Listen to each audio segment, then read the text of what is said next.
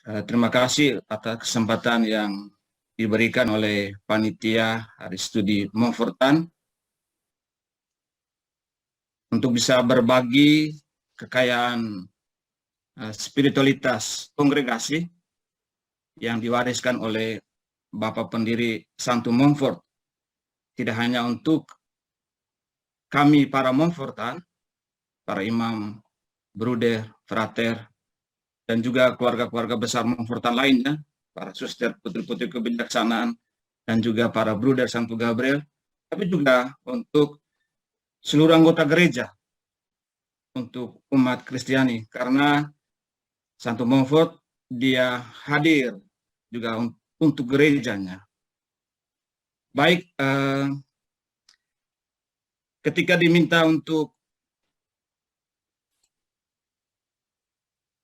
menyajikan atau mempresentasikan bahan, spontan saya waktu itu memilih tema Kerasulan Bakti Marial Montfortan masa kini. Itu bukan berarti mengabaikan atau melupakan masa lalu, tapi apa yang sudah dihidupi itu terus dilanjutkan sampai dengan hari ini. Baik, izinkan saya untuk share screen jika diperkenankan. Itu tak terpisah dari ajaran Maria Santo Montfort yang dikenal di dalam gereja sebagai saksi dan guru spiritualitas Maria, seperti yang dikatakan Paus Yohanes Paulus II dalam ensikliknya Redemptoris Mater, Ibunda Sang Penebus, artikel 48. Nah, apa yang menjadi esensi kerasulan Bakti Maria itu memang bersentuhan langsung dengan ajaran spiritualitas Santo Montfort. Nah, karya mariologis, buku yang dia tulis itu ada beberapa. Salah satunya yang paling utama yakni Bakti yang Sejati kepada Maria. Itu membantu tidak hanya para Montfortan, kami para imam bruder, frater, dan juga para suster bruder, Santo Gabriel, tapi juga untuk umat Kristiani gereja untuk mengenal identitas kekristenannya dan sekaligus ajakan undangan untuk memberi warna dalam tanda kutip warna Maria dalam aneka karya, hidup, panggilan, perutusan masing-masing. Mengapa demikian, Bapak Ibu, saudara-saudari, para konfrater yang saya kasih? Karena kehadiran Bunda Maria di dalam gereja, dalam hidup Kristiani, dan juga secara khusus dalam kongregasi Montfortan, hidup religius Montfortan, itu merupakan sebuah unsur yang mutlak perlu, konstitutif. Jadi kehadiran dia dalam hidup Kristiani itu bukan sekedar unsur pilihan, tambahan, pelengkap, melainkan sesuatu yang esensial, yang penting, dan yang sangat berharga.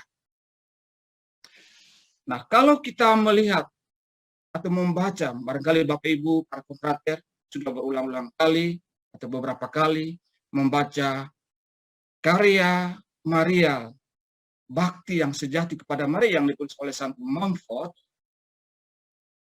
itu oleh kebanyakan orang memiliki nilai dan makna yang sangat mendalam. Dan karya orang kudus ini itu tidak bisa diragukan lagi kualitas atau bobotnya. Dan karya tulis yang dibuat oleh Santo Montfort ini turut melambungkan namanya ke seluruh dunia. Sejak abad ke-17 sampai dengan hari ini. Jadi karya suci, saya boleh katakan dalam tanda kutip, area yang menarik, yang indah, yang luar biasa mendalam yang ditulis oleh Santo Montfort ini, itu memperlihatkan sisi terdalam devosi, bakti kepada Maria, yang juga pada giliran ikut menandai perjalanan rohani orang suci Prancis ini. Nah, ada seorang kardinal dari Boston, William O'Connell, dia mengatakan bahwa ajaran Montfort itu terkenal dengan praktik yang namanya bakti yang sejati kepada Maria. Jadi karya ini sudah tersebar sangat luas di antara para imam, kaum religius, dan bahkan awam di seluruh dunia.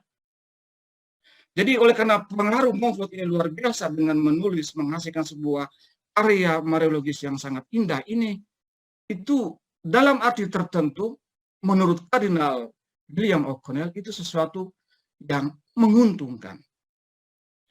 Namun ada salah seorang kudus dari Prancis lainnya yang hidup pada abad ke-19 dan juga ada martir, Santo Jean Théophane Venat.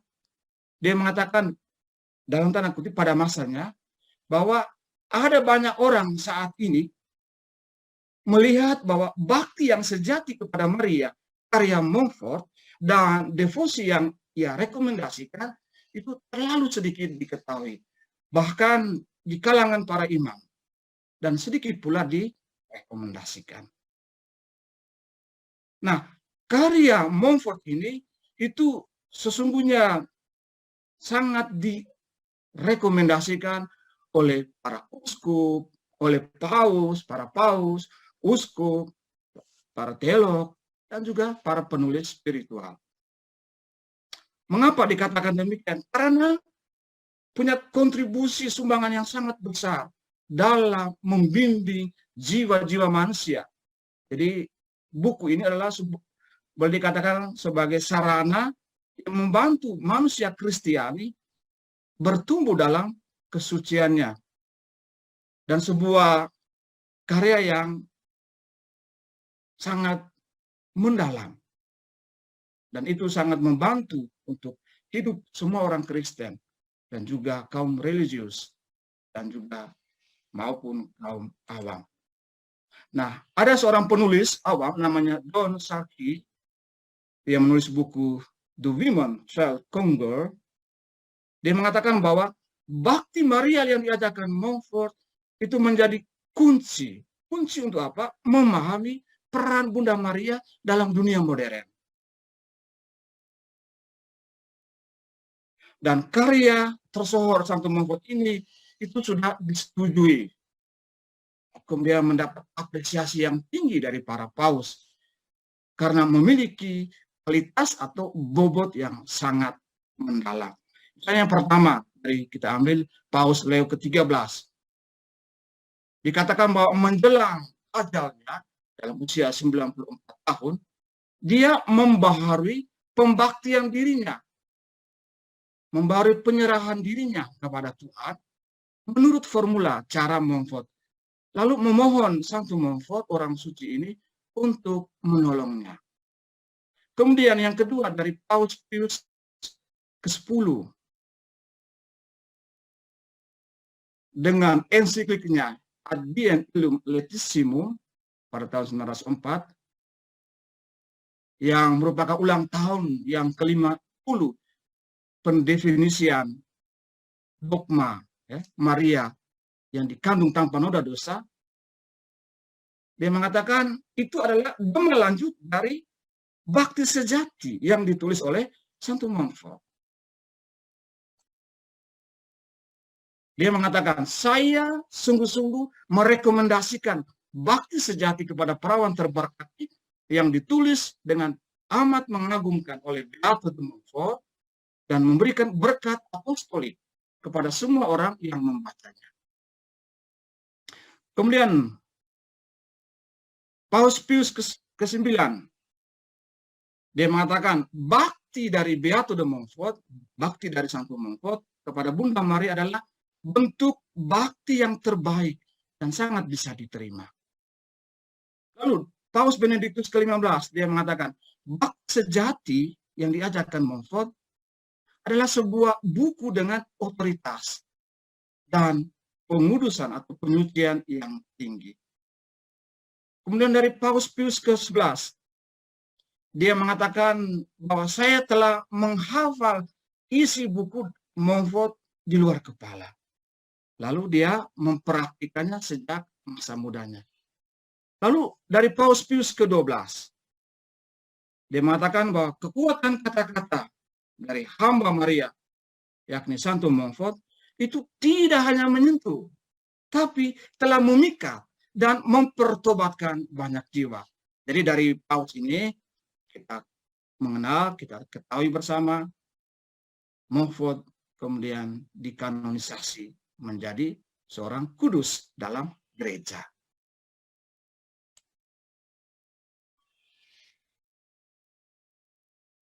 Lalu yang terakhir kita melihat barangkali ini yang bisa kita garis bawahi dengan tinta khusus, yakni Paus Yohanes Paulus II. Secara amat istimewa, Bapak Ibu Saudara-saudari, beliau melihat figur Montfort sebagai titik referensi, figur rujukan dalam mengarungi masa kepausan, dalam hidup rohaninya, dalam perjalanan hidupnya sebagai seorang paus. Dan moto yang kita tahu bersama, moto Totus itu diambil dari ajaran Santo Montfort. Lalu secara eksplisit, orang suci Polandia ini, dia menyebut Montfort dalam beberapa dokumennya. Misalnya dalam Redemptorus Mater, tadi kita sudah dengar, di sana dia menyebut Montfort sebagai saksi dan guru spiritualitas Maria, dan juga dalam Rosarium Virginis Mariae yang dikeluarkan pada tahun 2002. Dikatakan bahwa Montfort itu adalah saksi kudus yang mengalami rosario sebagai jalan dalam menghayati kesucian. Kita baca dalam nomor 8, Rosarium Virginis Mariae, di sana dikatakan, kiranya tidak mungkin menyebut semua orang kudus yang menemukan jalan lurus untuk menjadi kudus dalam doa rosario. Tetapi kita perlu menyebut Santo Louis-Marie Grignon de Montfort yang menulis karya ulung mengenai rosario. Nah, Bapak Suci Paus Yohanes Paulus II, dia melihat dan dia menemukan dari karya Santo Montfort tersebut, bakti yang sejati kepada Maria, itu dia menemukan semacam titik balik. Titik balik momen yang menentukan dalam perjalanan rohani Bapak Suci ini. Baik Bapak Ibu Saudara-saudara, sekarang kita masuk ke dalam secara umum spiritualitas bakti Maria Santo Louis de Montfort. Ya, para konfrater, kita memiliki kekayaan yang luar biasa. Yang enggak lah, nanti nek tidur posisinya kakinya rada dinaikkan, ini agak diurut gitu loh Bu. Ada interupsi. Baik, nah untuk mengenal, mendalami secara lebih jauh spiritualitas kerasulan bakti Maria, yang nanti juga berpengaruh dalam spiritualitas kerasulan Maria seorang Montfortan,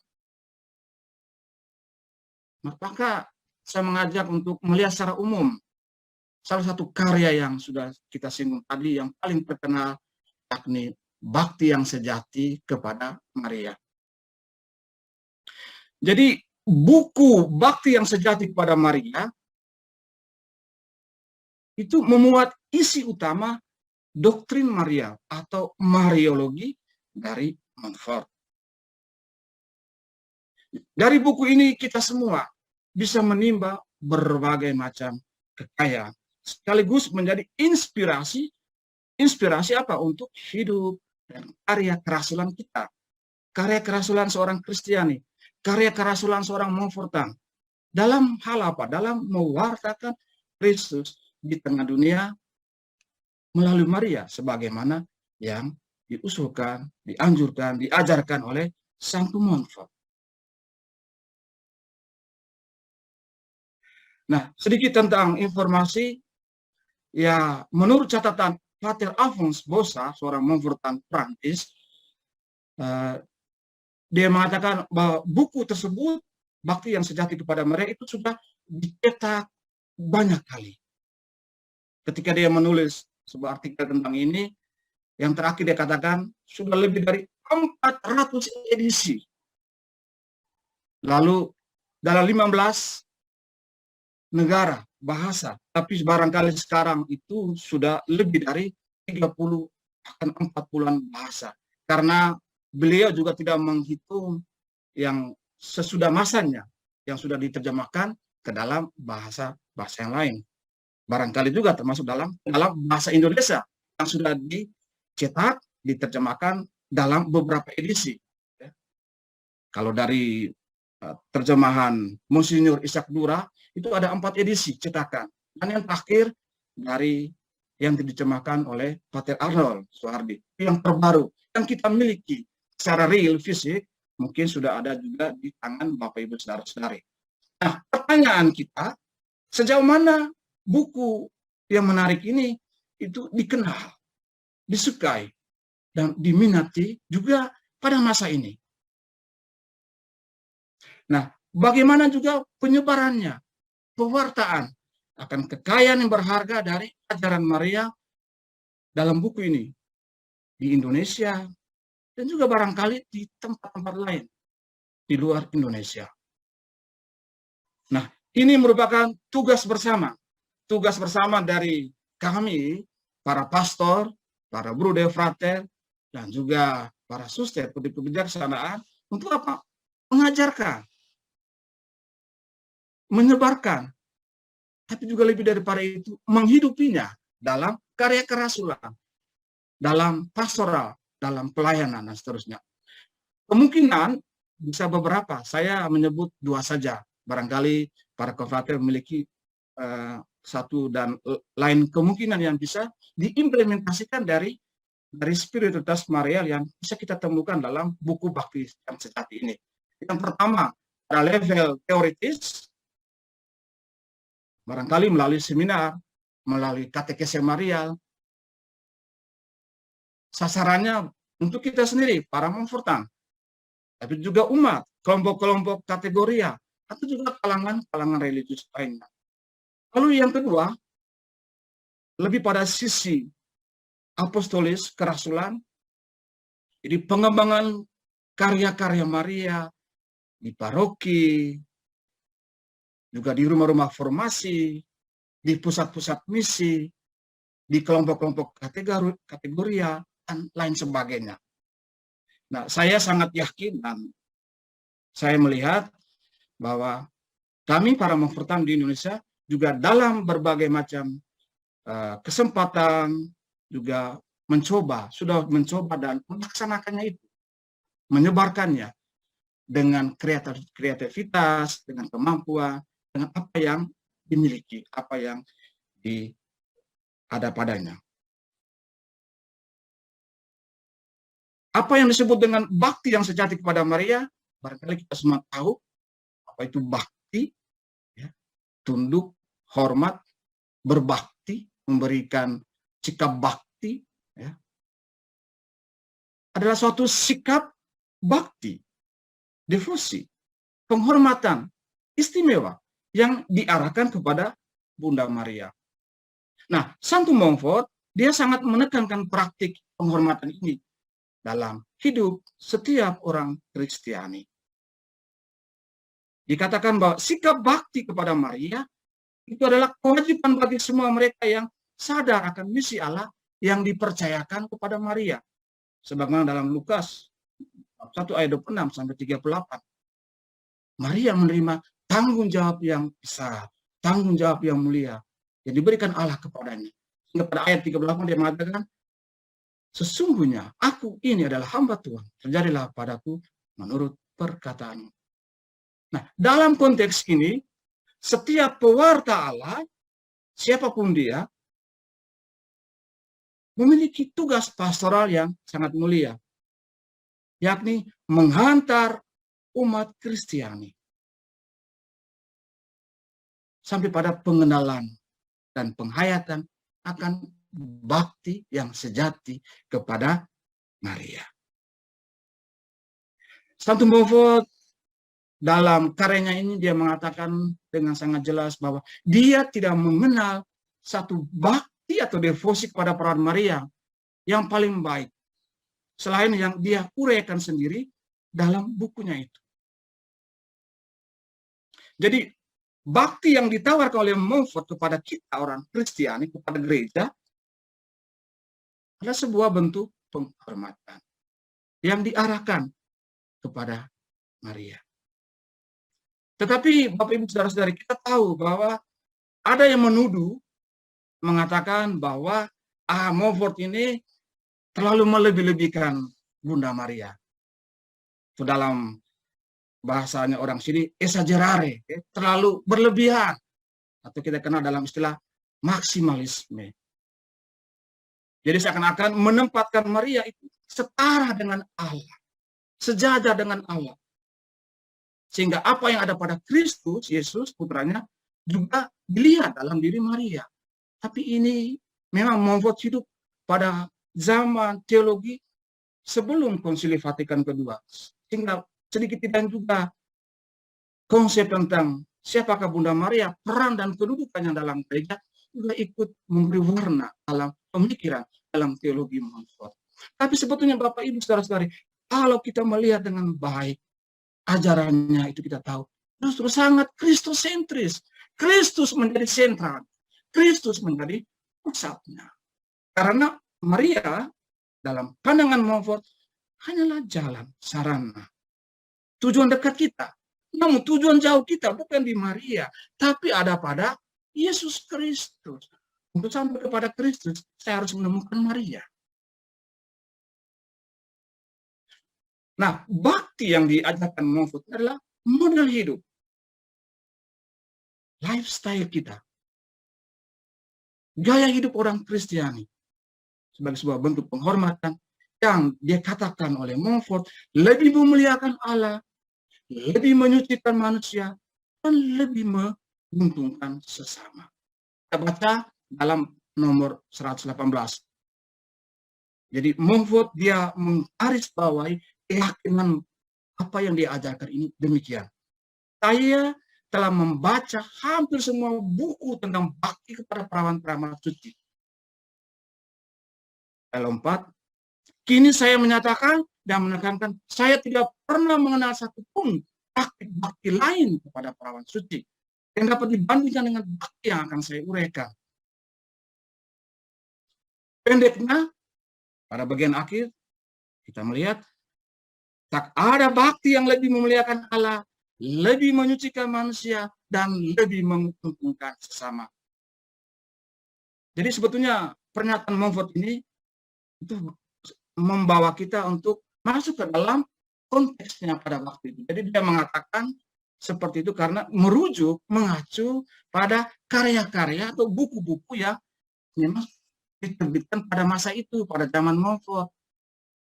Misalnya bisa kita lihat dalam penelusuran ke belakang pada karya-karya yang ada di Paris, di perpustakaan Saint-Sulpice, juga tempat di mana Montfort dia mempelajari, tekun, mendalami ajaran-ajaran para bapak gereja, karya-karya mariologis para bapak gereja, yang kemudian ikut mempengaruhi apa yang dia tulis dalam buku Bakti yang Sejati.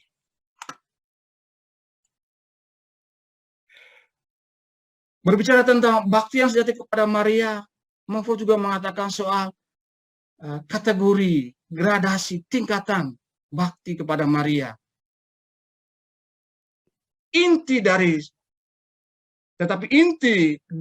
ajaran ini itu letaknya ada pada sisi batinnya, Bapak Ibu sekalian. Jadi ada di dalam batin. Meskipun yang lahiriah Montfort tidak menegasinya atau menyangkal, justru juga membantu semakin menghayati pemberian diri bakti kepada Allah melalui tangan Bunda Maria. Jadi unsur batinnya ini itu menurut dia harus dibentuk secara lebih baik dari dalam diri manusia.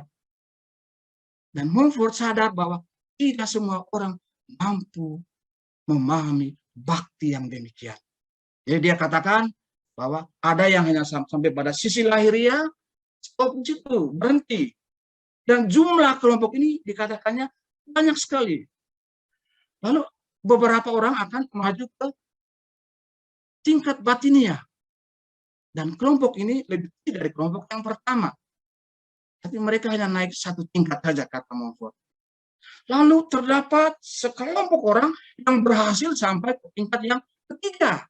Yakni dikatakan Montfort, dia yang kepadanya Roh Yesus Kristus akan membuka rahasia ini. Jadi yang paling tinggi pada tingkatan menurut Montfort, di mana Roh Kudus, Roh Yesuslah yang akan membuka rahasia istimewa ini. Lalu menghantar mereka yang setia. Supaya apa? Maju dari keutamaan-keutamaannya, dari rahmat ke rahmat, dan dari terang ke terang. Seperti yang dikatakan Montfort. Bapak Ibu, para konfrater yang terkasih, Santo Montfort ini adalah seorang yang realistis. Meskipun di satu sisi dia mengatakan bahwa bakti kepada Maria adalah yang paling unggul atau paling tinggi dari semua devosi bakti yang lain, tapi dia juga tidak pernah menyarankan bahwa praktik yang dia ajarkan ini merupakan satu-satunya cara yang bagus untuk mencapai kesempurnaan hidup Kristiani. Nah, menurut catatan Pater Alphonse Bossart, dikatakan bahwa kekuatan Montfort itu justru terletak pada presentasinya. Seperti yang belum pernah terjadi di masa-masa yang lalu. Nah, ini dia melihat dalam dua aspek. Yang pertama, bakti yang sejati kepada Maria, lalu mengapa itu perlu? Dan yang kedua, pembaktian diri kepada Maria dan perhambaan suci kepadanya, daripada Maria. Yang menghantarnya ke suatu pengudusan total kepada Kristus di tangan Bunda Maria.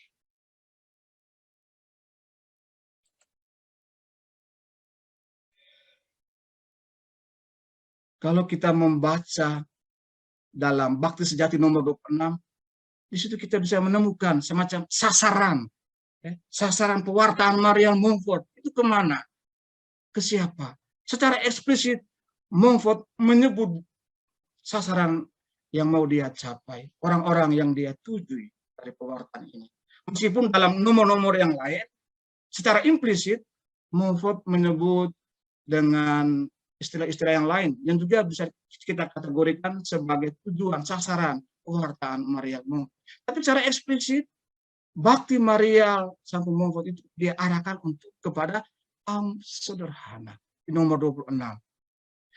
Karena orang suci ini memiliki hati akan orang kecil, memiliki passion, semangat untuk dekat dengan orang-orang yang sederhana, kelompok masyarakat yang lemah, dan itu ada dalam hatinya.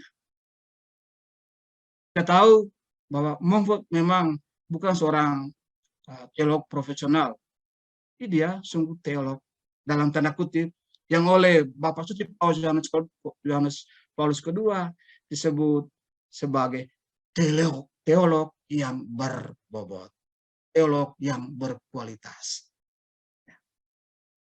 Tapi dia seorang misionaris kampung, seorang misionaris sederhana. Dan dia mengatakan bahwa pengajaran teologinya itu diarahkan untuk kaum miskin, bukan kaum elit cendekiawan. Mengapa kaum miskin, Bapak Ibu Saudara-saudari?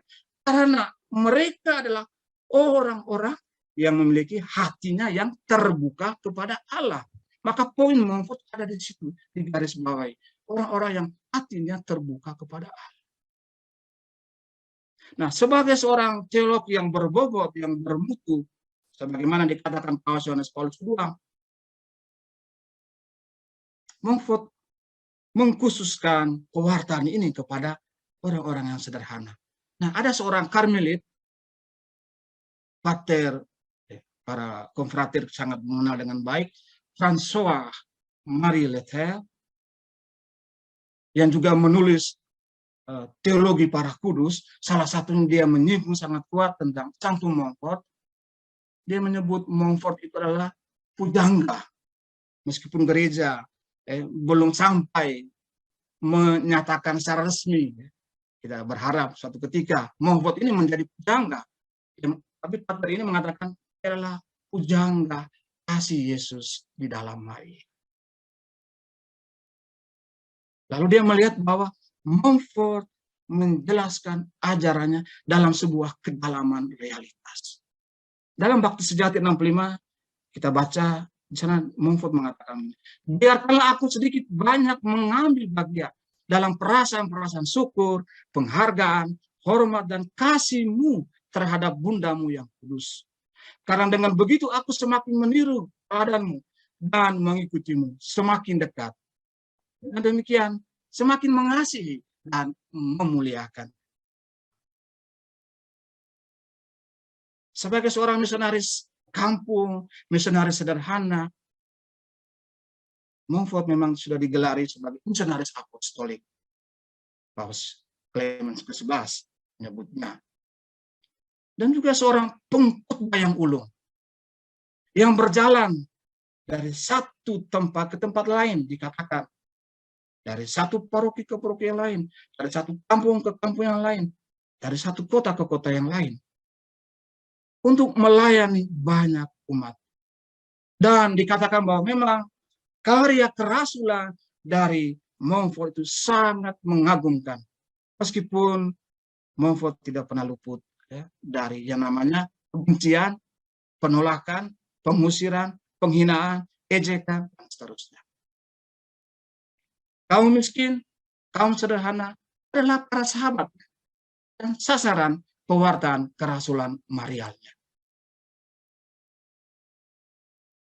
Secara eksplisit tadi saya sudah singgung, situ Bapak Ibu kita bisa melihat mengapa Montfort mengarahkan karyanya ini untuk kaum sederhana.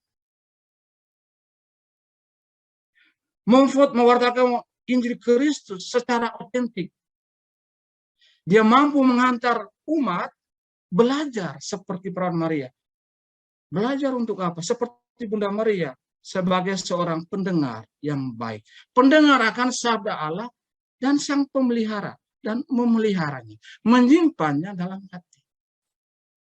Tapi kemudian dia melaksanakan. Montfort menampilkan Bunda Maria sebagai sarana yang paling besar dan yang paling mengagumkan dari semua rahasia. Untuk apa? Untuk memperoleh, menyimpan sang kebijaksanaan ilahi, bakti yang penuh kasih dan sejati kepada Santa Perawan Maria. Nah, kalau kita melihat bahwa tujuan pewartaan kerasulan Maria Montfort juga itu memang mengerucut kepada orang-orang yang sederhana, yang terbuka hatinya kepada Allah. Itu membantu kita melihat sisi kerasulan dari ajaran Maria, doktrin Maria sampai Montfort.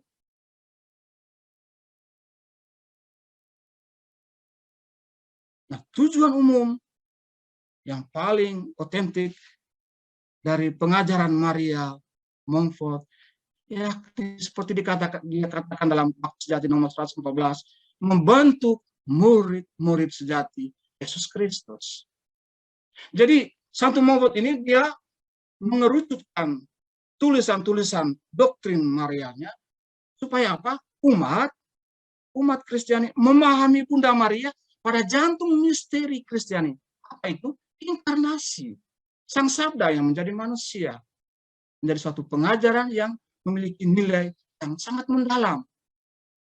Karena menurut Montfort, melalui Maria, kita dapat menghidupi janji pembaptisan. Supaya apa? Lebih sungguh-sungguh hidup dalam roh. Melalui Yesus Kristus demi kemuliaan Allah Bapa. Jadi orang kudus ini terkenal dengan kesiapsediaan dalam pewartaan, dalam kerasulan, tidak hanya sekedar dia mewartakan, tapi dia melaksanakannya itu. Dan antusiasme pewartaan Maria itu tak bisa diragukan lagi. Dan kalau kita melihat sisi lain dari pengajaran Maria ini, bagi gereja memiliki sumbangan yang besar.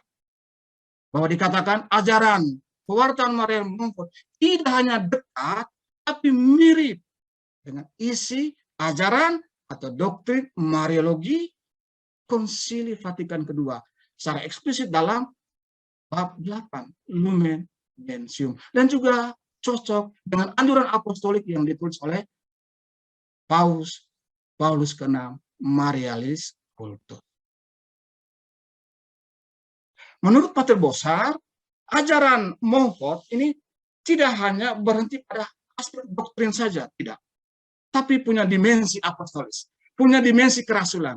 Jadi seperti katanya, ajaran Montfort tentang Maria justru membantu saya, membantu kita, membantu para pembaca Kristen menghayati secara lebih kuat suatu bakti yang sejati pada Maria dalam hidup sehari-hari.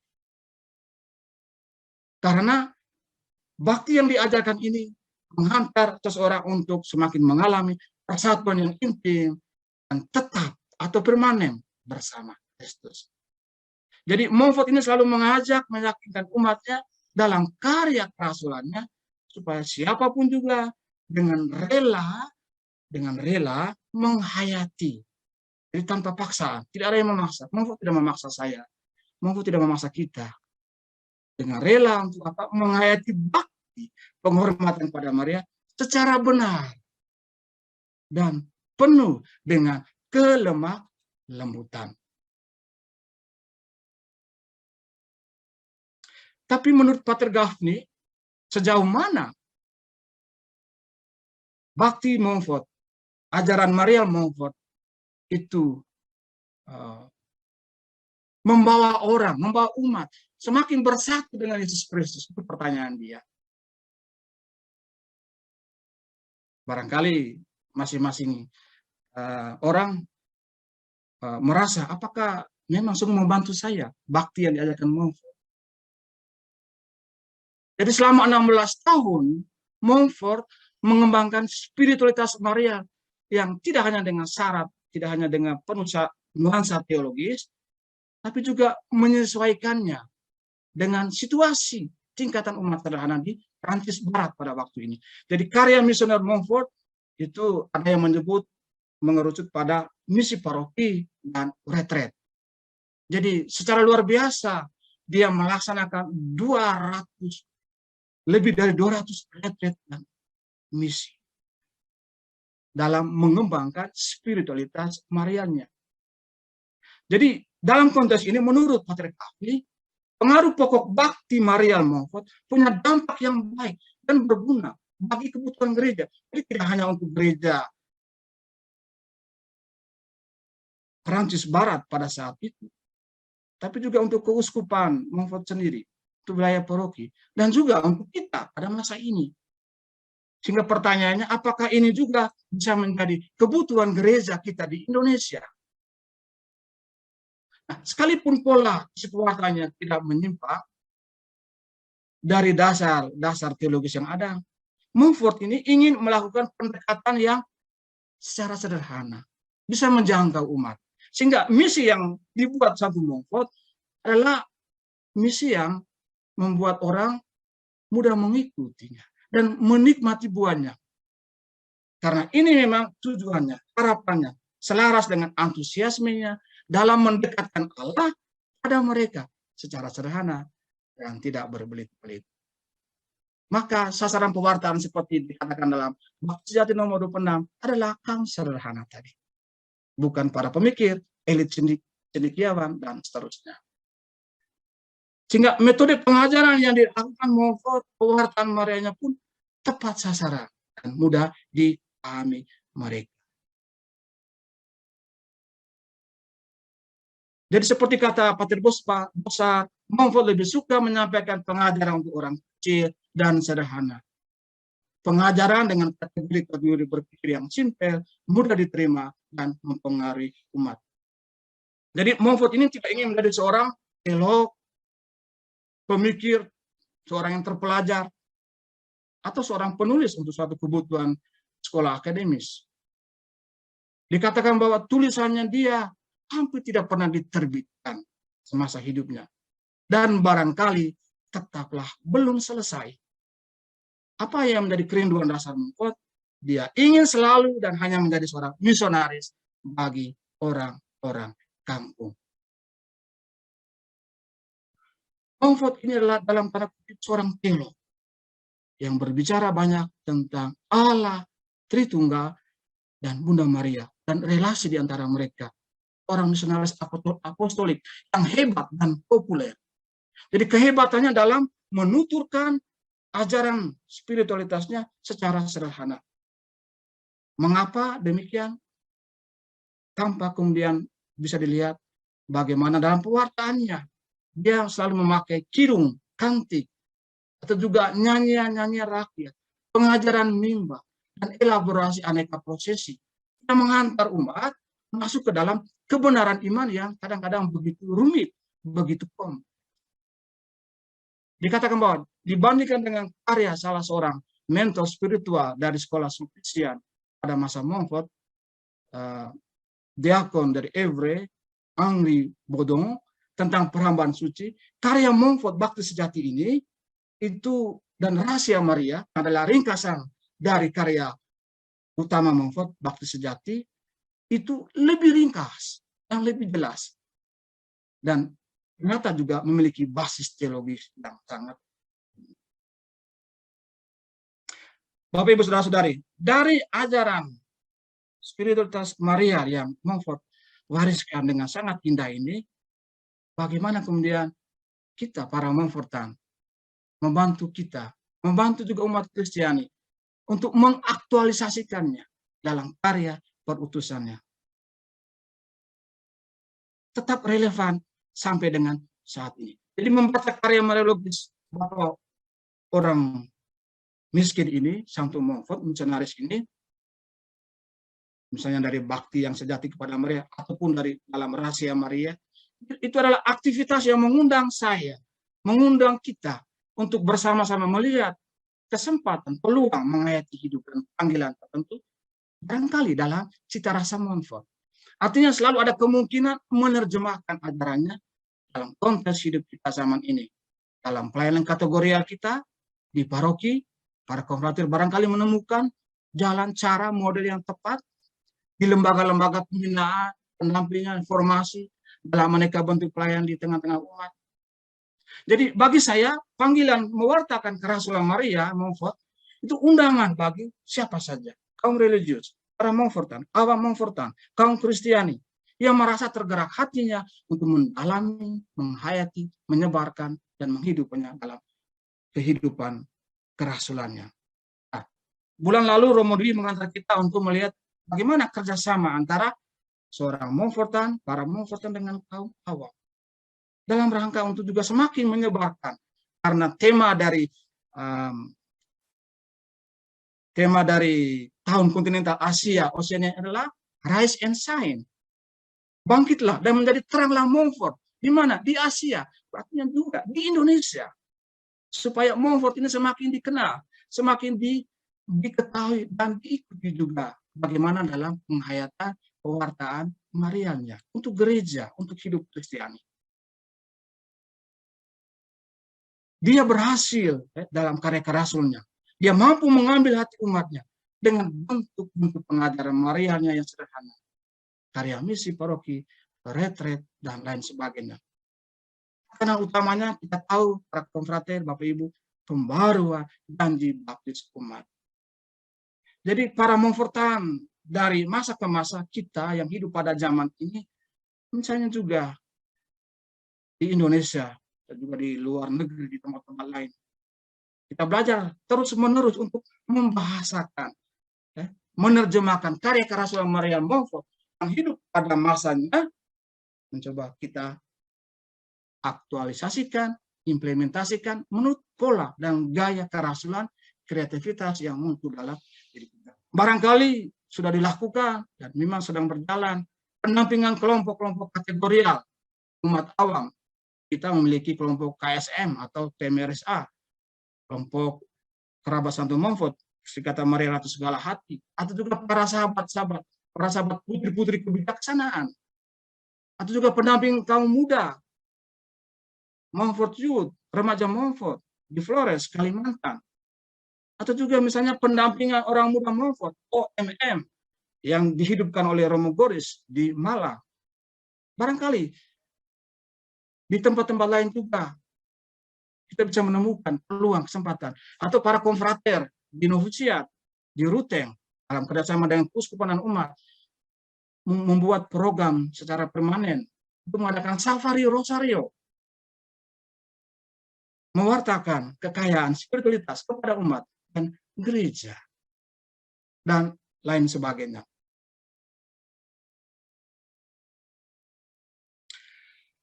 Nah, kalau kita mengamati pelayanan kerasulan Maria Montfort, maka bisa dikatakan pengaruh lain dari pelayanan Montfort atas bakti Maria ialah tekanan pada pembaktian diri kepada Yesus melalui Maria yang sepadan dengan pembaruan janji baptis. Jadi selama di seminari dia mengetahui hal ini, mengalami pengaruh dari karya pastoralnya. Nah, ini dapat dibayangkan seperti sebuah pendekatan yang diwujudkan Montfort sedemikian rupa sehingga dia juga sadar secara penuh akan nilainya, kemudian menegaskannya sebagai ciri khas dari karya misi dan retret yang dia berikan. Kita bisa temukan dalam Rahasia Maria nomor 25. Jadi sebetulnya itu tidak hanya diwartakan secara jelas, tapi diajarkan Montfort sebagai kerangka kerja dari gaya hidup marialnya. Jadi dia mendorong kaum Kristiani melakukan tindakan yang dia sebut dengan pembaktian diri kepada Yesus melalui Maria. Dan seluruh spiritualitas Montfort itu penuh dengan spirit, dengan roh tersebut. Maka dalam konteks ini, hidup seorang Kristiani di mata Montfort barangkali diwarnai oleh semangat penyerahan diri secara total kepada Allah. Karena di sini Maria dia lihat sebagai jalan, sarana dalam proses pertumbuhan itu. Inilah rahasia untuk mengalami persekutuan secara sempurna dengan Yesus Kristus. Jadi apa yang diajarkan Montfort dalam pembaptisan diri itu adalah pembaharuan yang sempurna dari janji-janji pembaptisan yang sudah diucapkan. Ini adalah salah satu ciri utama spiritualitas pembaptisan diri Montfort. Nah, kerasulan Montfort, ajaran marialnya tetap relevan dalam zaman kiwari ini, di zaman modern ini. Karena aplikasi dalam hidup spiritual saya, hidup rohani kita, dalam karya kerasulan kita, itu menjadi poin yang bisa kita refleksikan bersama. Di tengah munculnya tendensi perubahan hidup manusia Kristiani pada abad ini, sekularisme muncul, juga masih sangat kuat.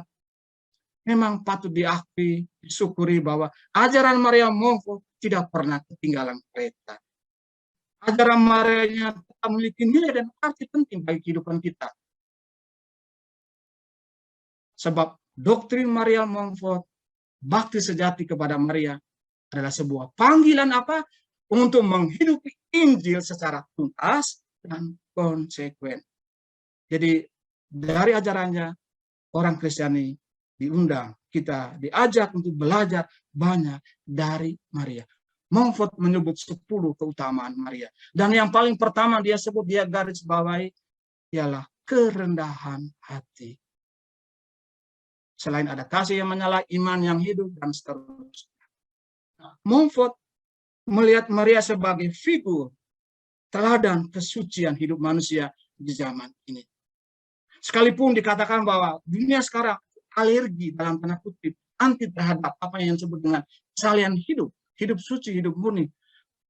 Panggilan untuk mewujudkan itu selalu terbuka segala zaman, termasuk di zaman kita.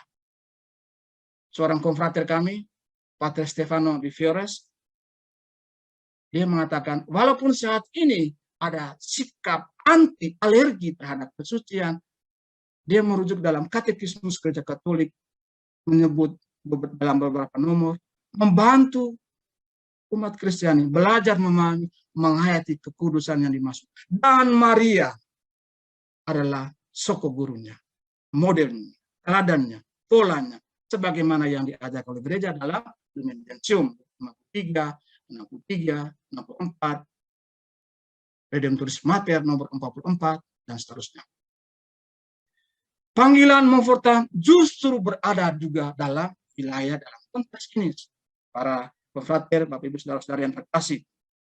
Jadi melalui pengajaran dan karya kerasulan di paroki, di kelompok-kelompok kategori rumah, diharapkan membawa umat, membawa orang, mengantar mereka juga kepada kesempurnaan hidup dalam Kristus, kesucian hidup dalam Kristus.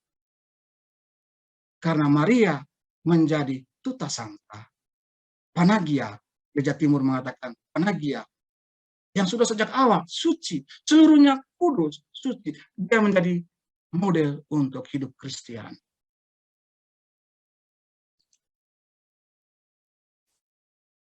Menjadikan Maria sebagai model pribadi yang demikian di hadapan Allah bagi manusia zaman kontemporer ini dikatakan sangatlah tidak menyenangkan. Di warga dunia barat, yang juga merasa hidup sendiri saja, individualisme sudah cukup. Tentu ini merupakan tantangan besar juga bagi seorang petugas pastoral dalam mewartakan Injil di abad ini. Tantangan bagi kita, juga tantangan bagi para Montfortan dewasa ini. Menghidupi dengan setia spiritualitas Maria ala Montfort dalam aneka karya putusan pewartaan. Di rumah-rumah paroki, di paroki-paroki, di rumah-rumah formasi, di kelompok-kelompok kategoria. Karena melalui pengajaran Maria, kita dapat memperoleh gambaran bahwa pemberian diri Maria pada Allah melalui fiat-Nya pada waktu inkarnasi itu adalah pola keteladanan yang patut dihayati oleh setiap orang Kristiani. Maka Pater Gaffney mengatakan, ketidakmampuan seseorang dalam menangkap maksud orang kudus Prancis ini, itu akan membuatnya salah anggapan.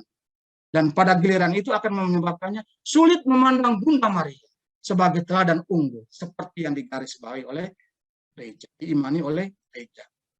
Hanya pemahaman yang keliru tentang pengungkapan diri Allah memungkinkan seseorang mengabaikan Maria.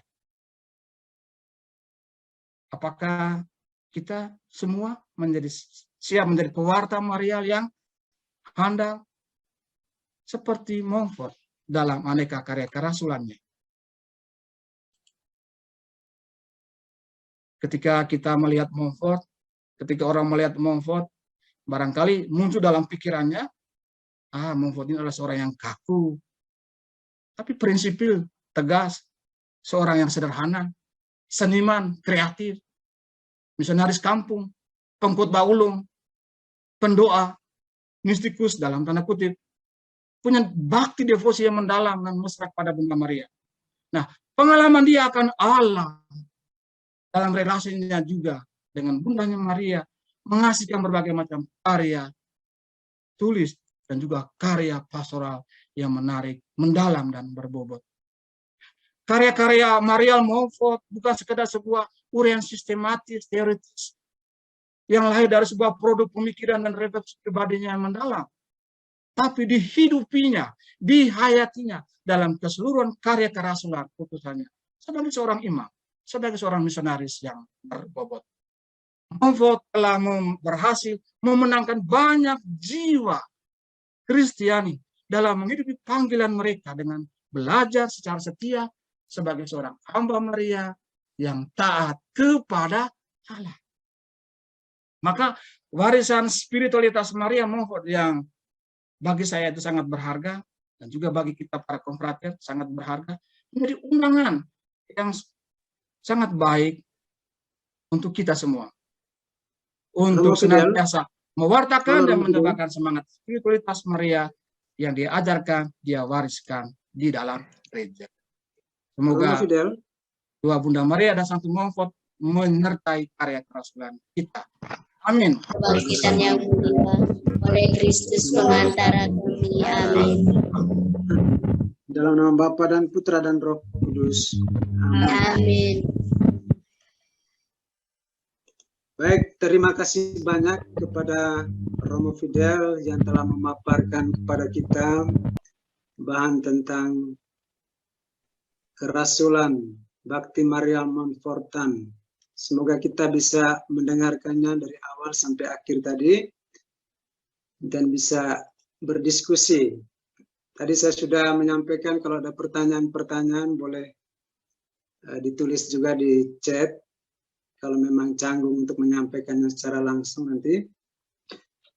Untuk pertanyaan-pertanyaan kita, seperti saya katakan dalam pengantar tadi, kita bagi dalam beberapa termin. Setiap termin ada 3 pertanyaan yang akan disampaikan kepada Romo Fidel untuk dijawab. Di room chat ini sudah ada beberapa pertanyaan. Kita ambil 3 dari antaranya pada termin pertama ini.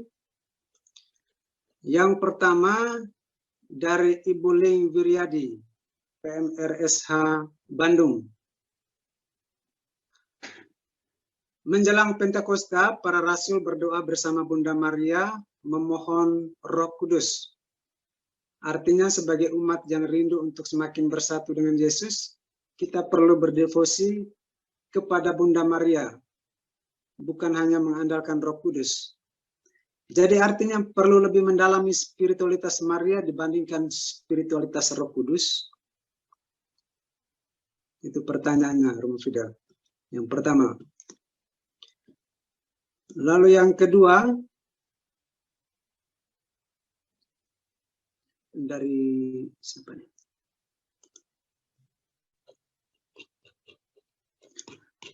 Dari Romo Widodo. Ini ada deretan beberapa pertanyaan, ada 7 pertanyaan, tetapi diminta oleh Romo Widodo untuk pilih salah satu saja. Jadi saya pilih nomor 6, Romo Widodo ini. Jadi pertanyaan yang kedua ini dari Romo Widodo. Nomor 6 ini bunyinya begini pertanyaan. Di mana bakti sejati Maria Montfort sungguh berdimensi kerasulan? Sekali lagi, di mana bakti sejati Maria Montfort itu sungguh berdimensi kerasulan? Itu pertanyaan dari Romo Widodo.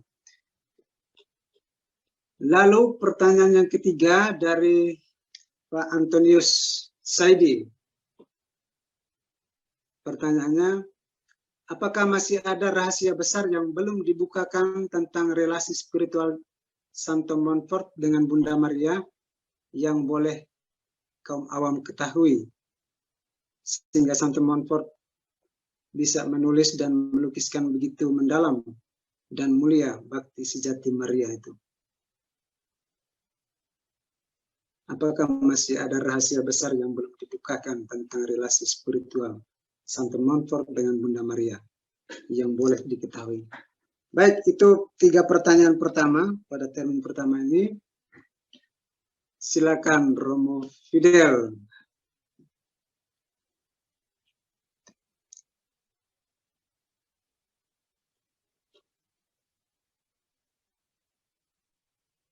Admin,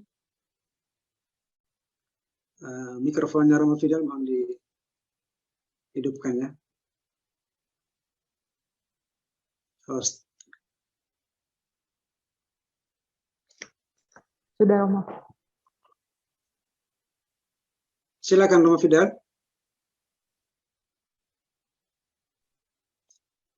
Romo Fidel belum open mic. Romo Fidel, mic-nya dinyalakan dulu. Baik, terima kasih untuk beberapa pertanyaan tadi. Ya, pertanyaan pertama menggarisbawahi apakah lebih mengarahkan spiritualitas kepada Maria, kepada Roh Kudus daripada kepada Maria. Kira-kira demikian ya? Ya.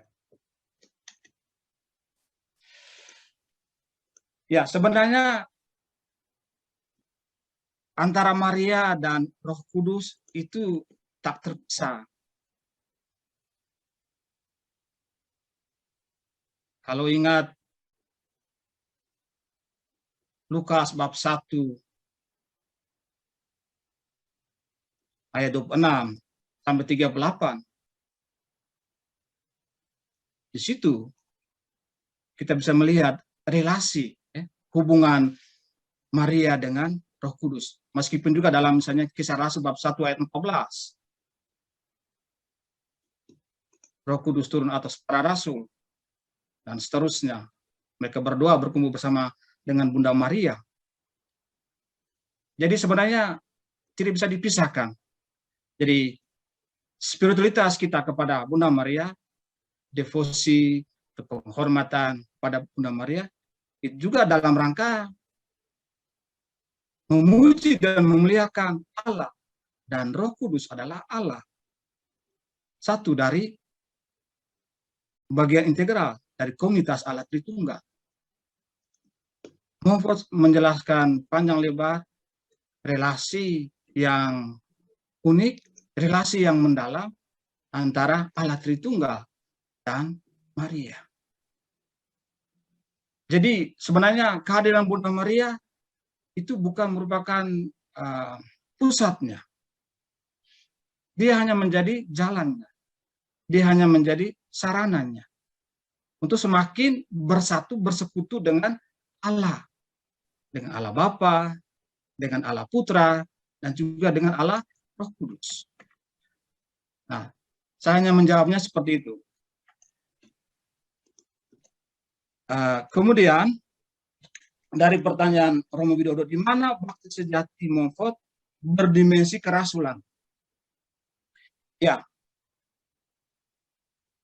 bisa dilihat dalam bakti sejati nomor 48, nomor 57 sampai 59, nomor 62, nomor 113, atau juga misalnya dalam nomor 171 sampai 172, nomor 214, nomor 265. Jadi memang tidak ada kata kerasulan ya, menyebut secara tegas ya, kerasulan. Tapi dari nomor-nomor ini itu kemudian Pater Bossard, Alphonse Bossard, dia melihat, dia mengatakan begini, akan sangat mengherankan, Pater Bossard, Alphonse Bossard, konfrater kita dari Prancis, dia mengatakan begini, akan sangat mengherankan jikalau Montfort tidak memahami dan mengartikulasikan atau menyatakan secara jelas dimensi kerasulan dari segala bakti kepada Maria. Jadi maksudnya begini, adalah bohong omong kosong Montfort kepada kita kalau yang dia katakan, dia tulis dalam bakti sejati kepada Maria dan juga rahasia Maria yang adalah ringkasan dari bakti sejati, tapi kemudian sama sekali dia tidak menampakkan dimensi kerasulan. Dan ini terlihat dalam karya-karyanya, ya, dalam karya misinya, dalam retret yang dijalankannya. Dikatakan lebih dari 200 misi dan retret yang dilakukan oleh Montfort. Seorang imam siapa yang mampu, ya, bukan mau melebih-lebihkan Montfort dibandingkan dengan siapa yang lain dalam hal ini, yang bisa seperti dia dalam semangat kreativitasnya menghayati apa yang dia tulis dalam karya kerasulannya. Jadi antara teori apa yang dia refleksikan dalam bentuk tulisannya itu Montfort hidupi secara nyata. Jadi Pater Bossard dia menggarisbawahi akan sangat mengherankan jika Montfort tidak memahami dan mengartikulasikan dimensi kerasulan dari segala bakti yang sejati yang ditujukan kepada Bunda Maria. Jadi tadi saya sedikit menjelaskan, kalau ikut penjelasan tadi, ajaran Maria atau kita katakan Mariologi dari Montfort tidak hanya berhenti stop pada sisi doktrin saja, dia punya nilai kerasulannya. Nah, nomor-nomor yang saya sebut tadi itu diinterpretasi, dilihat dalam kaitan dalam terang karya kerasulan yang dijalankan Montfort. Mungkin Romo Widodo bisa membaca 48, nomor 57 sampai 59, nomor 62, nomor 113, nomor 171 sampai 172, 214, 265, dan lain sebagainya.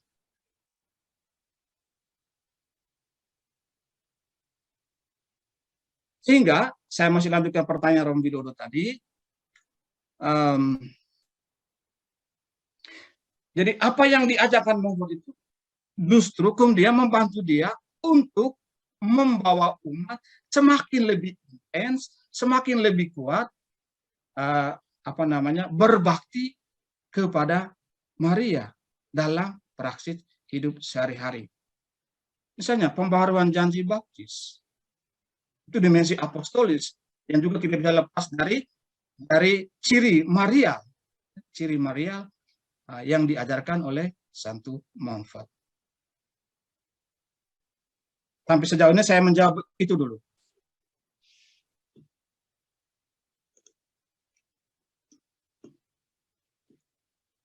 Kemudian nomor 3, apakah ada rahasia besar lain yang belum terungkap yang lebih kuat yang dibuat, rahasia besar lain yang belum terungkap yang mendorong Montfort itu menulis bakti yang sejati. Nah, baik. Tentang ini menarik bahwa Montfort itu dia dalam bakti, dalam karyanya itu dia tidak pernah meminta kepada Tuhan untuk memiliki suatu semacam vision atau penglihatan. Dia tidak pernah minta itu. Tetapi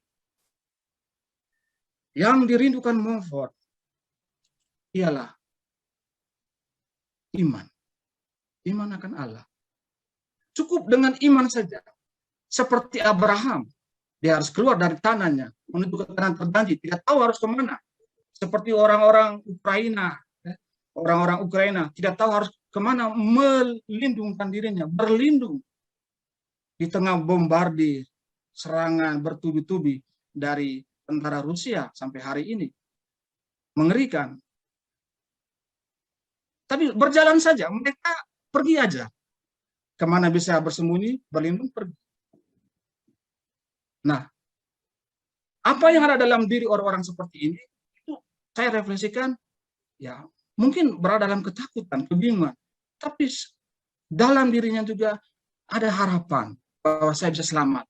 Nah, harapan seperti ini memperlihatkan ada nilai imannya bahwa Allah hadir bersama dengan mereka. Meskipun pertanyaan tentang kejahatan itu selalu muncul.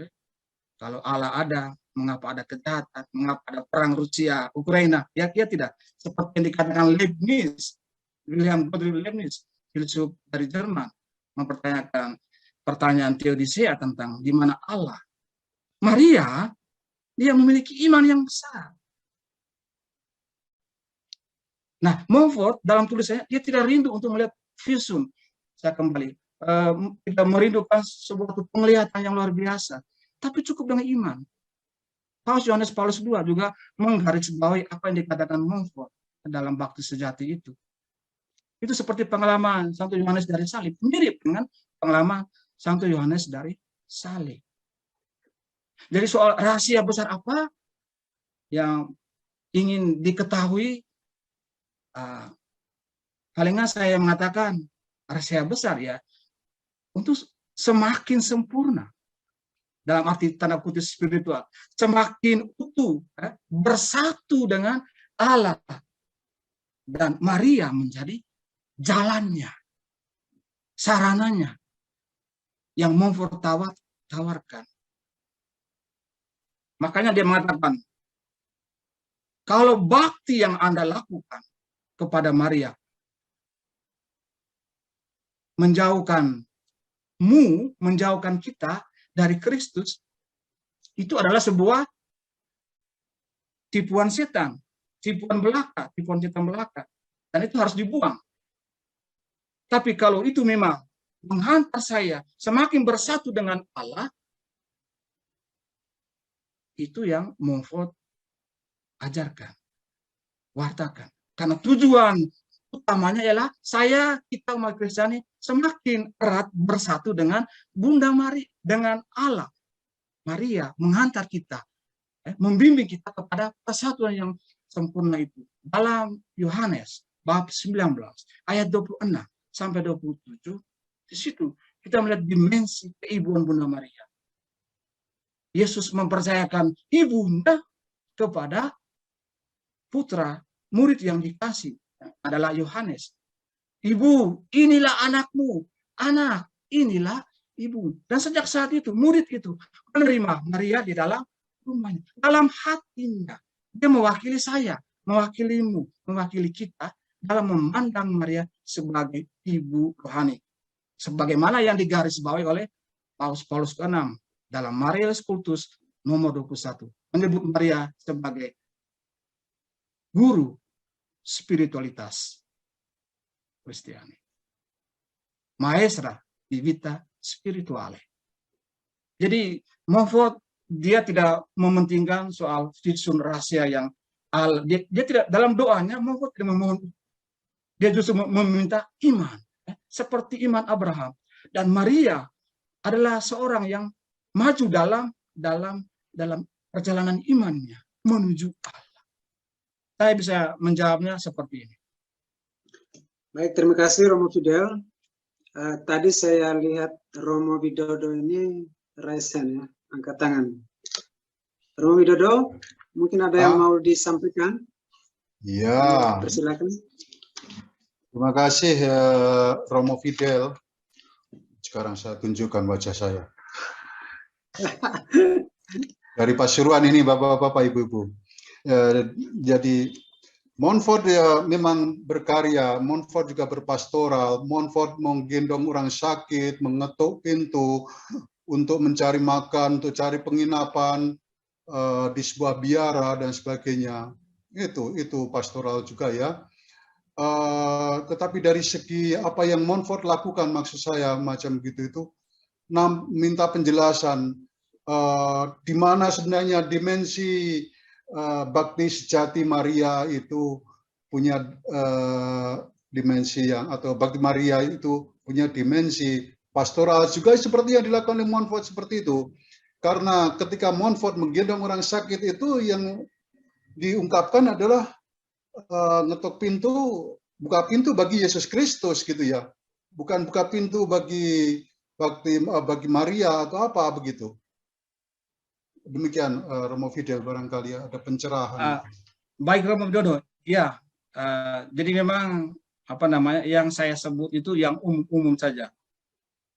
Bahwa kita tahu dalam hal-hal yang seperti yang Romo Widodo sampaikan itu memang betul karena relasi Montfort dengan Allah, dengan Yesus itu juga relasi dia dengan ibunya.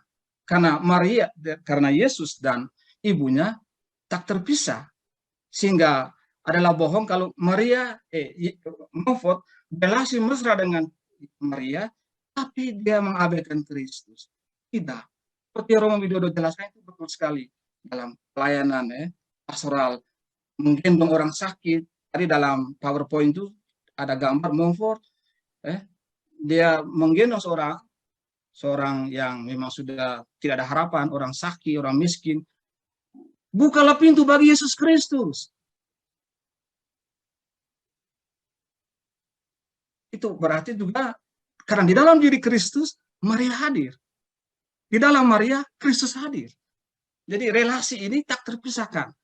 Relasi antara komunitas Allah Tritunggal, ya, tadi pertanyaan tentang Roh Kudus, Allah Putra dan Allah Bapa tak terpisah.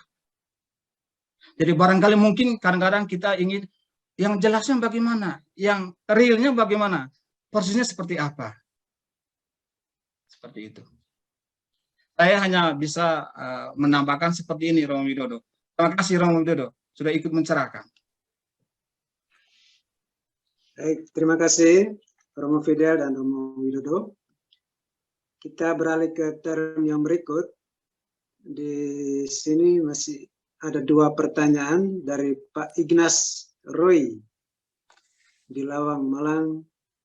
Itu pertanyaannya, sejauh mana para Montfortan merasa memiliki kerasulan bakti Marial dalam merasul zaman sekarang? Itu pertanyaan Pak Roy. Kemudian pertanyaan berikut dari Romo Ariston, Koordinator KSM Ruteng. Pertanyaannya, apa penghayatan konkret dari bakti sejati kepada Maria?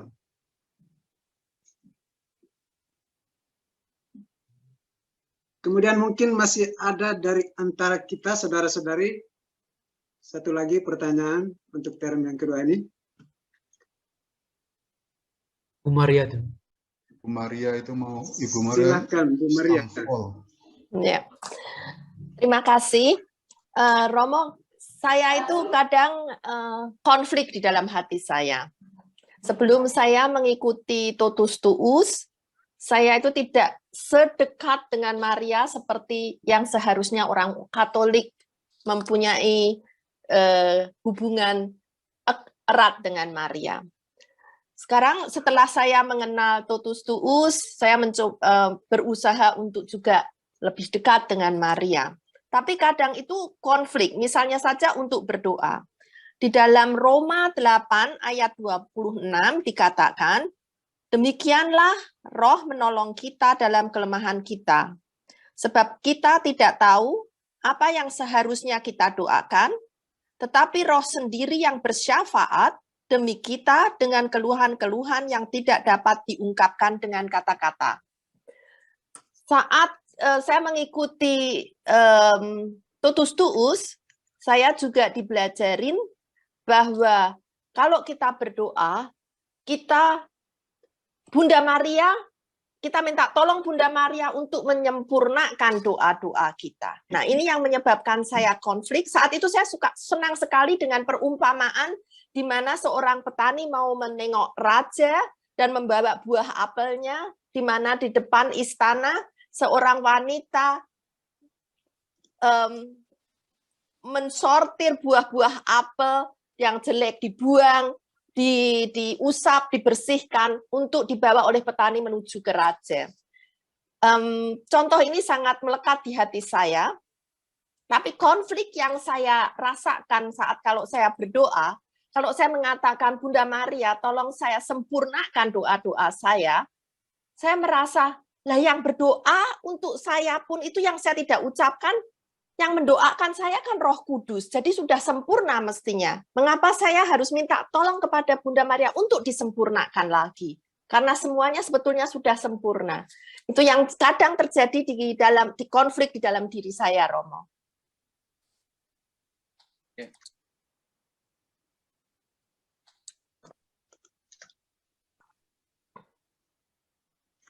Baik. Apakah selesai pertanyaan? Selesai, Romo. Oke. Baik. Saya mulai dari Lawang, Pak Roy. Terima kasih untuk pertanyaannya. Sejauh mana kerasulan Bakti Maria Montfort mempengaruhi para Montfortan sekarang? Kira-kira demikian ya, Pak Roy? Pertanyaannya, sejauh mana para Montfortan merasa memiliki kerasulan Bakti Maria dalam rasul zaman sekarang?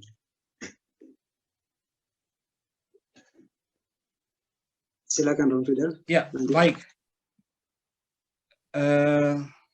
Saya menjawabnya demikian. Contoh yang paling dekat dengan Pak Roy sekarang, ya kira-kira kehadiran Gua Maria, Our Lady of the Way, Maria Bunda Pelindung Perjalanan yang ada di Seminari Montfort Consa. Waktu awal-awal dimulai Romo Yosef, kemudian dihidupkan dan dalam perjalanan waktu dikembangkan dengan secara luar biasa sampai hari ini oleh Romo Goris dan para konfrater di Malang. Itu merupakan bentuk sederhana, kalau kita tidak mau mengatakan sebagai bentuk konkret dari aplikasi apa yang ada dalam hati mereka, hati para konfrater, hati para Montfortan, para imam, untuk membantu umat semakin memiliki penghayatan hidup Kristiani yang baik, yang benar, dengan berdevosi, berdevosi kepada Bunda Maria. Jadi kehadiran Gua Maria misalnya di Malang, saya kira bagi Pak Roy bukan sekedar simbol belaka untuk hanya datang, say hello, Romo apa kabar, sudah makan ini saya bawa ini untuk Romo mereka dan seterusnya. Tapi dalam arti yang lebih mendalam, Pak Roy bisa melihat di situ sejauh mana kehadiran Maria itu bernuansa, memiliki dimensi yang mendalam secara rohani, secara spiritual untuk kehidupan pribadi dan juga untuk kehidupan sesama umat manusia lainnya yang datang berziarah, yang datang berdoa, berkumpul. Jadi itu adalah bentuk sederhana konkretisasi dari penghayatan bakti Maria, seorang Montfortan, seorang konfrater, seorang imam, seorang bruder, untuk mewujudkan, untuk menghidupkan spiritualitas Maria yang diwariskan, yang diajarkan oleh Santo Montfort. Nah, para konfrater kami di Ruteng, seingat saya tahun 2000 berapa ya? 2013, 2014 dan seterusnya, itu mulai dengan sesuatu yang baru. Barangkali sudah ada ide sebelumnya untuk menghidupkan apa yang disebut dengan siara, apa yang disebut dengan safari rosario. Pada awalnya umat masih merasa untuk apa juga bergabung untuk berdoa rosario di sepanjang jalan, berkeliling dari satu gua ke gua Maria yang lainnya, untuk apa? Di belakangan kemudian sebelum munculnya pandemi itu luar biasa berkembang dan berbondong-bondong begitu banyak umat untuk ambil bagian di dalamnya. Jadi kalau bentuk konkretisasi penghayatan spiritualitas Maria yang menurut saya yang diwariskan, diajarkan Montfort. Dan juga di tempat-tempat lain, barangkali di Kalimantan, para konfrater melakukan hal-hal yang serupa atau dalam bentuk yang lain dalam penghayatan aplikasinya. Itu yang keluarnya. Tapi yang ke dalamnya kita tidak bisa mengukur sejauh mana secara batinnya, misalnya Romo Fidel, Romo Widodo, atau Romo-Romo yang lain, itu memiliki penghayatan bakti yang sejati secara batinnya dalam hidupnya setiap hari. Karena Montfort menjelaskan dengan sangat indah tentang penghayatan dalam dimensi batinnya itu. Kalau kita mau melihat, kita bisa melihatnya secara bersama. Kemudian saya menjawab seperti itu untuk Pak Roy. Semoga bisa membantu. Kemudian dari seorang KSM Ruteng menanyakan dari Romo Ariston, ya, apa penghayatan konkret dari bakti sejati pada Maria? Ya, selain praktik, Montfort dia mengajarkan tidak hanya praktik batinnya yang menjadi yang utama, esensial, tapi juga praktik-praktik lahiria yang lainnya yang dia ajarkan sendiri. Salah satu yang paling sederhana ya, itu adalah doa rosario. Salah satu yang paling sederhana, yang paling dekat dengan kita setiap hari, berdoa rosario. Kemudian dia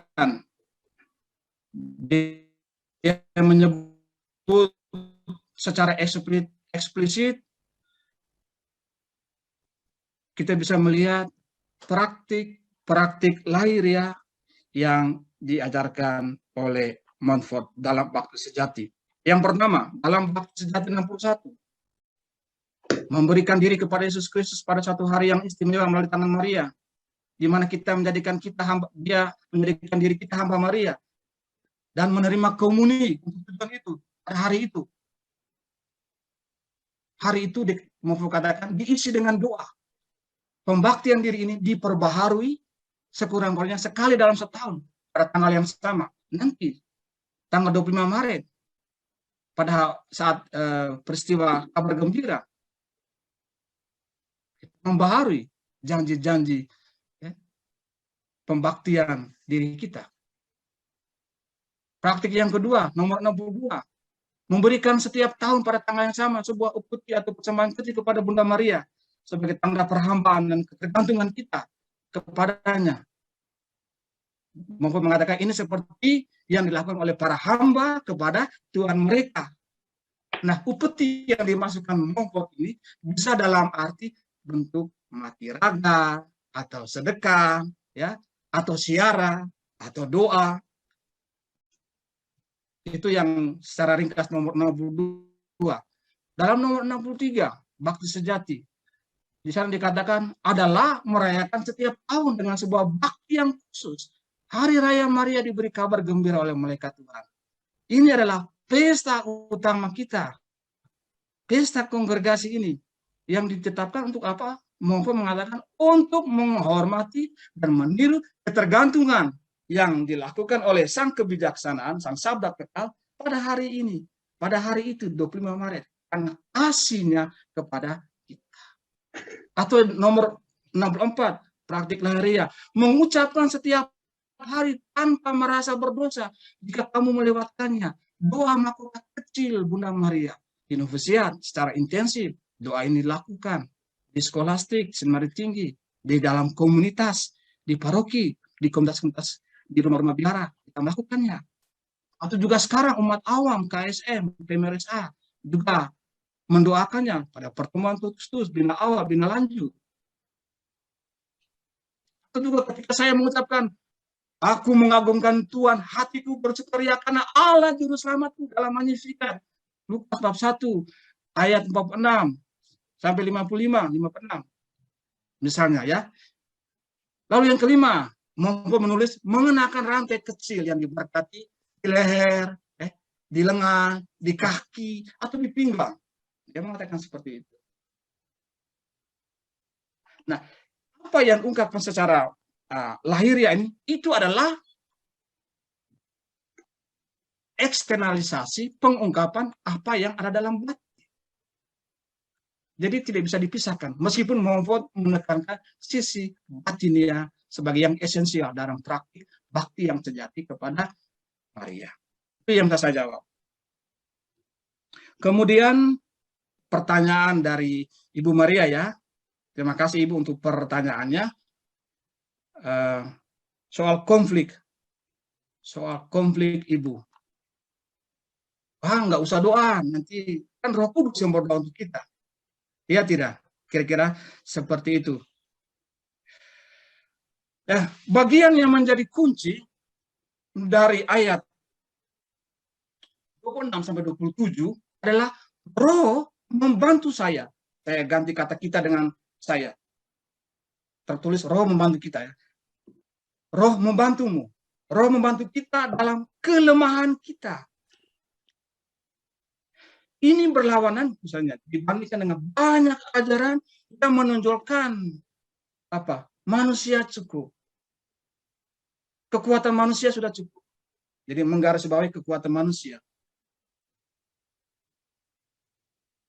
Atau misalnya kaum agnotis yang acuh tak acuh terhadap Allah. Kenal Allah tapi acuh tak acuh. Karena punya anggapan ada kekuatan dalam diri saya.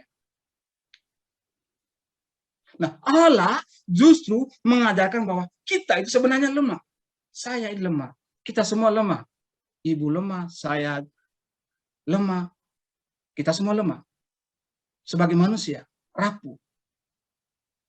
Nah, inilah yang menjadi titik awal untuk berdoa. Tanpa menyadari bahwa kita lemah, maka kita tidak akan memiliki dorongan untuk berdoa. Nah, Bunda Maria itu hadir dalam kelemahan kita, membantu kita. Nah, Roh Kudus, ya, barang siapa menemukan Maria, ya, dia menemukan juga dalamnya Roh Kudus. Montfort mengatakan relasi Maria dan Roh Kudus itu secara luar biasa tak terbantahkan. Ya. Satunya ada dengan Roh Kudus, Roh Allah. Kelemahan saya, kelemahan kita ialah ketidaksempurnaan yang ada di dunia ini. Saya tidak bisa menghindari sakit. Saya tidak bisa menghindari penuaan. Dan saya juga tidak bisa menyangkal bahwa suatu ketika saya akan mati. Dan juga misalnya permasalahan tentang permasalahan yang berat bisa saja tiba-tiba muncul. Sementara di dalam diri kita pun ada perjuangan melawan dosa yang seringkali sangat berat untuk dilawan dengan kekuatan manusia kita. Maka dalam keadaan lemah rapuh ini, Roh Kudus membantu kita. Kalau bisa saya tafsir dari Roma bab 8 ayat 26 dan juga sampai ayat 27. Jadi konflik yang Ibu masukkan tadi sekiranya sebetulnya ada pada poin bagaimana saya juga berdoa. Jadi tidak bisa lagi saya, nanti Roh Kudus yang berdoa untuk saya, kan dikatakan dalam kitab suci. Saya nggak usah pergi ke gereja lagi, nggak usah misa, tidak usah ikut lagi Tuhan Kristus, pindah lanjut misalnya. Jadi Roh Kudus membantu kelemahan kita.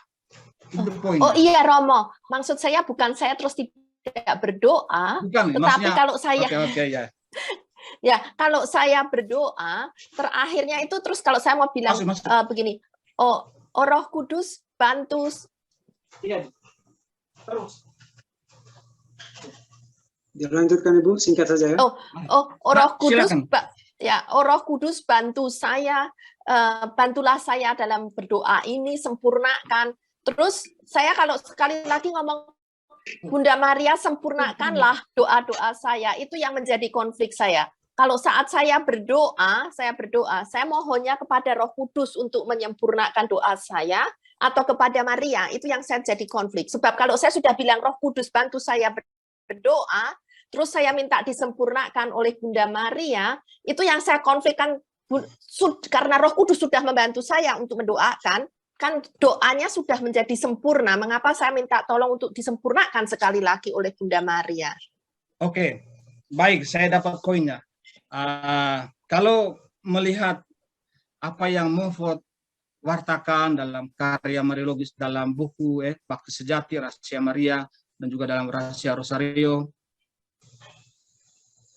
poinnya sederhana, satu saja yang dia garis bawahi, yang harus dia bawahi, bahwa Maria dia hadir dalam perjalanan rohani kita untuk bersatu dengan, itu poinnya, pembaktian diri kepada Allah melalui Maria. Tidak ada dua pembaktian diri, yang satu kepada Allah dan yang lain kepada Maria. Loh, bagaimana mungkin mau mengatakan demikian? Satu aja, karena esensinya sama, satu aja. Maria mempermudah perjumpaan saya dengan Allah. Maria mempermudah perjumpaan kita dengan Kristus. Jadi, hadir Maria dalam gereja itu punya nilai yang tak terbantahkan. Meskipun saudara-saudari kita yang Protestan, mereka sama sekali menegasi peran kehadiran Maria. Meskipun tokoh-tokoh besar dalam gereja Protestan itu tidak menyangkal peran Bunda Maria, Martin Luther. Tapi tokoh besar Karl Barth, dia melihat dogma-dogma Maria itu adalah sebuah parasit dalam kehidupan iman Kristiani. Cukup Kristus. Nah, kita memakai Maria itu untuk semakin menghormati Kristus, semakin dekat dengan Kristus. Sehingga tujuan bakti yang diajarkan Montfort bukan berhenti di Maria. Kalau begitu Montfort mengatakan, dengan kata lain saya boleh katakan sebuah tipuan belaka, tipuan setan yang harus dijauhi, kata Montfort. Nah, Roh Kudus Paulus omong tentang ini, dia tidak omong tentang Maria di sini, omong tentang Roh Kudus. Konteksnya membantu kelemahan. Saya merefleksikan kehadiran Roh Kudus membantu kelemahan saya. Jadi saya yang rapuh, yang lemah ini dalam arti tertentu juga dengan penolong yang lain, kata Yesus, yang akan datang nanti, Pentakosta. Dia membantu, menyempurnakan, karena sampai kepada Allah. Kenapa menggunakan berbagai macam analogi? Misalnya untuk bertemu dengan Allah, itu dilihat seperti ini. Saya mau bertemu dengan raja. Saya tidak bisa langsung datang ke raja. Karena ketemu raja, saya harus dihadang dulu oleh pengawal. Nah, kita tak pantas. Saya lemah dan berdosa. Manusia, kita rapuh. Nah, untuk datang kepada Kristus yang adalah Raja, mengadakan kita perlu seorang yang membantu menolong kita. Maria hadir dalam posisi ini. Membantu. Terima kasih Romo. Baik, Ibu. Terima kasih Romo Fidel. Saya kira waktu kita terbatas. Kalau kita lihat di room chat itu ada diskusi juga, ada pendapat dari Romo Arnold, ada juga dari Romo Goris. Silakan kita baca juga di situ untuk memperkaya pemahaman kita. Ya, karena waktu kita sudah 18.46 waktu Indonesia Barat, saya kira kita cukupkan sampai di sini. Diskusi kita tentang tema ini sore ini. Kalau masih ada pertanyaan, silakan bertanyalah kepada Romo Fidel secara pribadi, Japri, atau kepada Romo-Romo yang ada, atau disimpan untuk bulan depan. Kita masih akan lanjut hari spiritualitas kita ini. Baik, sebagai penutup, Romo Fidel, kami minta untuk menyampaikan 1-2 pesan berkaitan atau kesimpulan untuk kita semua, untuk kami semua, berkaitan dengan tema kita sore ini. Mungkin paling lama 1 menit lah. Silakan Romo Fidel. Baik, Romo Frans, terima kasih. Terima kasih para confrater saya di Indonesia. Salam juga dari Pater Anar, baru karena ada kesibukan kuliah sehingga tidak bisa ikut. Untuk kita semua, terima kasih untuk kebersamaan secara virtual ini, saling meneguhkan dan menguatkan yang jauh, ya, kita bisa menjadi dekat dalam komunikasi seperti ini. Saya merasa tersentuh bagaimana membagikan kekayaan spiritualitas Santo Montfort sebagai anggota dari kongregasi dari komunitas Montfortan. Saya sendiri secara pribadi merasa bangga dengan spiritualitas yang ada. Tugas besar ke depannya untuk saya secara pribadi dan untuk kita semua menghidupi apa yang dikatakan, apa yang diwartakan, dihayati dalam karya, dalam hidup pastoral, dalam pelayanan.